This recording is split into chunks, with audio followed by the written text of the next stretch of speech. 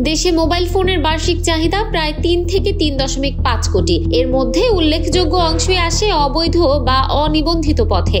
এ কারণে রাজস্ব হারানোর পাশাপাশি নিরাপত্তা ঝুঁকি দেখা দেওয়ার মতো অভিযোগ নতুন নয়। এসব বিবেচনায় সরকার 2023 সালে ন্যাশনাল ইকুইপমেন্ট আইডেন্টিটি রেজিস্টার সংক্ষেপে NEIR চালু করে। ঘোষণা ছিল নিবন্ধন ছাড়া কোনো ফোন সক্রিয় হবে না। কিন্তু বাস্তবতা ভিন্ন। অনিবন্ধিত মোবাইল ফোন বন্ধে সরকার গত 1.5 বছর ধরে কড়াকড়ির ঘোষণা দিলেও বাস্তবে সেই উদ্যোগের কার্যকর হয়নি। এখনো ঢাকার মার্কেটগুলোতে অনিবন্ধিত ফোনই দিব্যি বিক্রি হচ্ছে।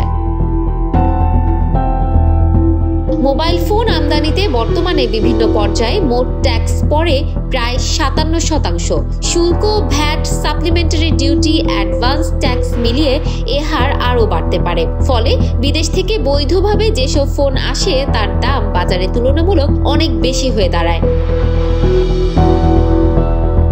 উদাহরণ হিসেবে একটি জনপ্রিয় ব্র্যান্ডের স্মার্টফোন বিদেশে যার দাম 50,000 টাকা, তা বৈধভাবে আমদানি হলে বাজারে দাঁড়ায় প্রায় 75 থেকে 80,000। অথচ সেই একই ফোন অনিবন্ধিত পথে এলে মিলছে 55 থেকে 60,000-এ। এই ব্যবধানে ক্রেতা ও ব্যবসায়ীরা ঝুঁকছেন অনিবন্ধিত ফোনের দিকে।